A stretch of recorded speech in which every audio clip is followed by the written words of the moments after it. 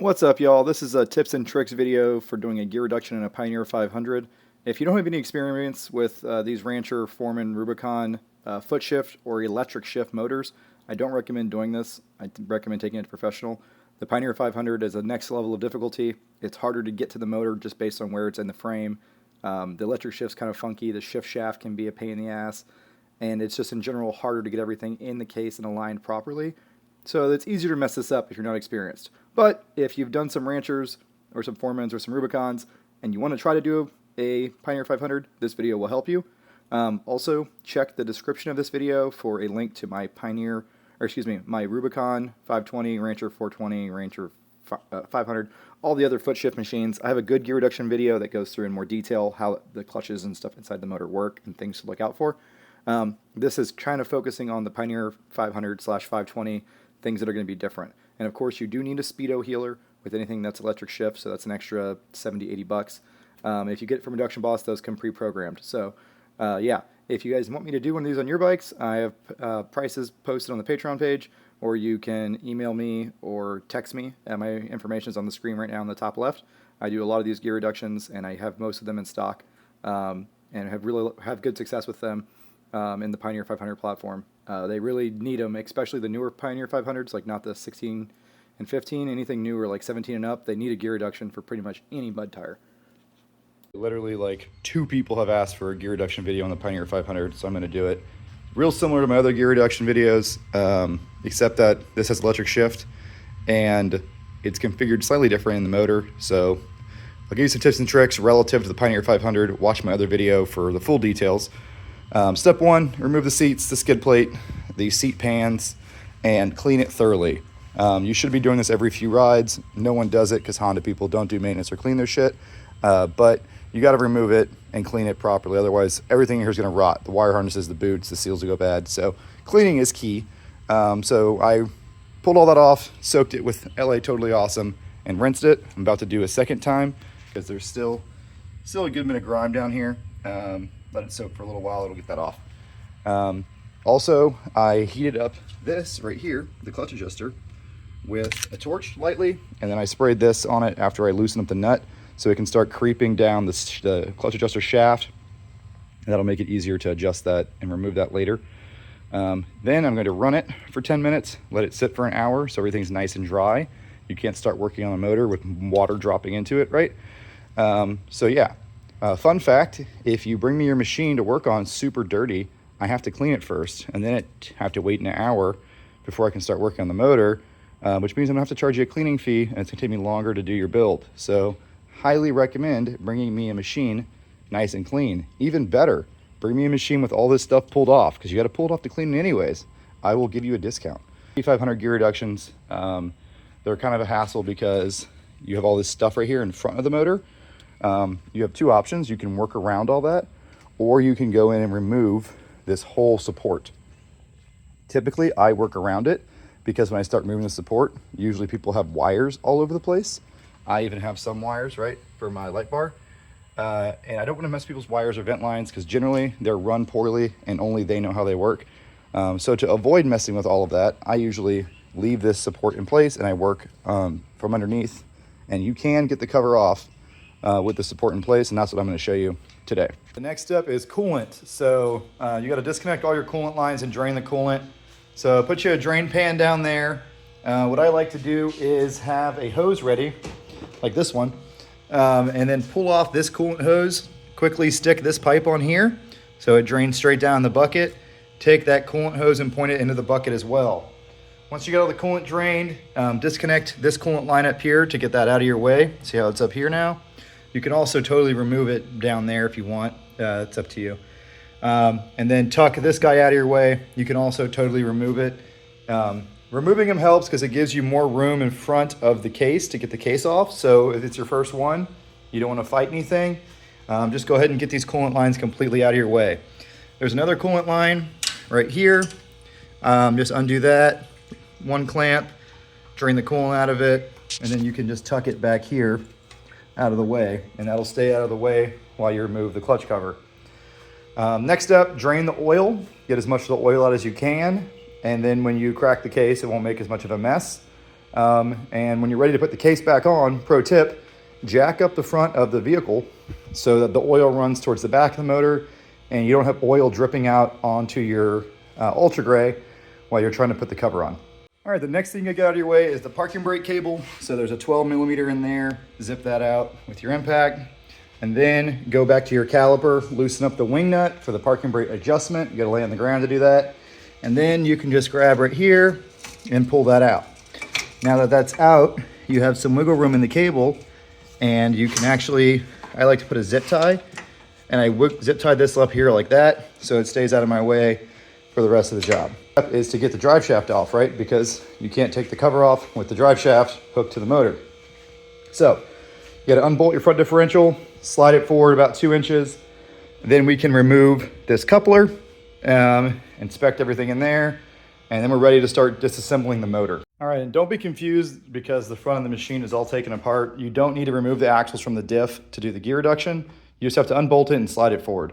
The reason mine is all gutted is because I'm also doing the torque locker at the same time I'm doing my gear reduction. All right, next step is to remove the 3 10mm bolts that hold the shift motor on, then take out the 3 bolts that hold the shift motor gearbox cover on, then remove all the other bolts around the entire clutch cover. Those are the bolts from the clutch cover. On the ground beneath are those. I did them from the bottom. It's a little easier for me. Then I'm gonna open up this cover and I'm gonna take all the gears out, pay attention to how they go back in. I'll give you some pointers on that once I'm going back together. All right, when you're putting this back together, make sure it goes in like this. That is the gear that turns your shift shaft and shifts it. The middle of the gear should be lined up with the bushing. You see what I'm talking about? It should have equal throw in opposite directions. Now from up here, it's kind of hard to see that. So I literally take my phone and I look at the phone screen down here, kind of like a mirror, right? To verify that's the right alignment. If you have it a tooth off this way or a tooth off this way, you'll have a situation where you can upshift, but not downshift. And that's a good clue as to what's going on. But yeah, electric motor spins this gear, which is a gear reduction to this gear. And this is also a gear reduction, and it throws this lever, and that's what actually shifts the shift shaft. So that shift shaft is what your foot would usually be shifting through the back of the motor with a foot shifter. Electric shift just replaces your foot with an electric motor and a gearbox. It's very simple. Now this is not a double clutch transmission. This is a regular foot shift motor with an electric shifter added to it. The double clutch is totally different. A lot of people seem to think that the Pioneer 500 is double clutch. It is not. All right, so we got the cover separated. The shaft stayed in the motor nicely. So oil is pretty nasty from the previous owner. I haven't changed it yet. And I'm pausing right here because I'm letting some oil drip out of it. But it's very key that you take the cover off slowly and keep both those shafts all the way back in. Now there's just barely enough room to pull the cover forward and sneak it out this way. Removing this hose gives you a little more room, like I said earlier. So I'm gonna go ahead and do that to get that out of my way. I leave all this plastic up here. You can remove it, but it gives you more visibility, but it doesn't really help you get the cover off. All right, cover is off. Good time to change your oil filter because it's easy to get to on the bench.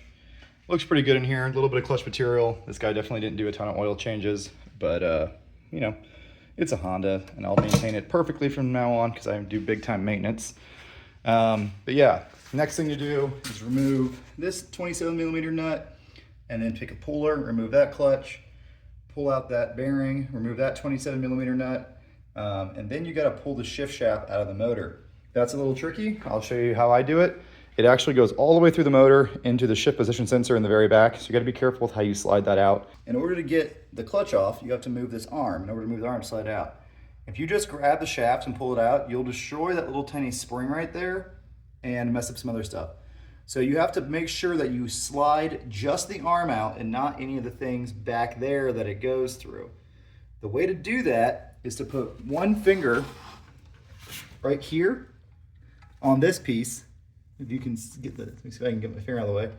Put your finger on this piece right here, hold that in, and then use your other hand to pull the shaft out. If you don't do that, everything else will try to come with it, and you can mess some stuff up. It can be a nightmare. I just pull the shaft out, maybe 2 inches. I turn it, and that gives me enough room to get the clutch off. That's as deep as you need to go for a gear reduction. Of course, while you're in here, you should always check your timing chain, make sure that's not loose, measure the clutches, make sure they're okay. Look at your centrifugal clutches. This one looks good, hardly any hot spots, plenty of material. Change the one-way bearing. If the one-way bearing is failing and you don't have any engine braking, the one-way bearing sits behind there. Those are all things you should do while you're in here. It's a lot of work to get to this point, but it's not a lot of work to change clutches and stuff once you're there. All right, case is back on.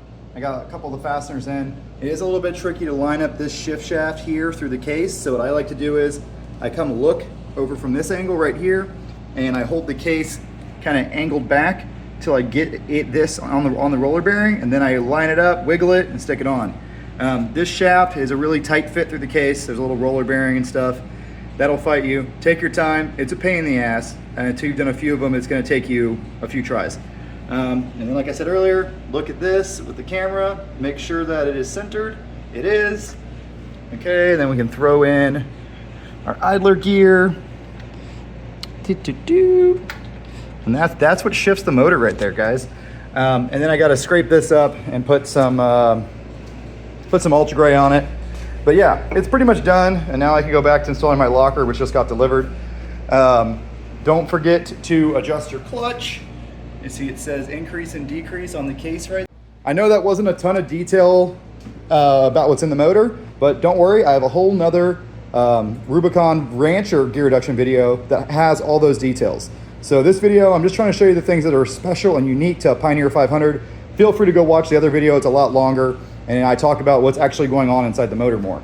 Guys, the gear reduction is done. This is an update mostly for the Patreon page. I'll put in the YouTube video for the gear reduction whenever I edit it. But speedo healer mounted up here. You can probably see it right there. And that's working good. Set it at 35%. If you need a video on how to adjust the percentage on your speedo healer, check out the Reduction Boss YouTube channel. He's got a really good walkthrough. 35% doesn't sound like a lot for a 32, but you got to remember this is a 2015, which means it already has a lot lower gears than a Rubicon or a newer Pioneer 500 or 520. So when you couple that with the 35%, it really feels like a tractor in first gear, which is actually low. Now in Holopau, all day I never got to fifth gear, which means putting that 35% in there isn't going to make it that much slower on the trails. I'm just going to regain the function of fifth gear, and first gear is going to be tractor status, and I'll be able to pull second gear and two-wheel drive and a lot of stuff. So pretty excited about it. This is pretty close to its final form.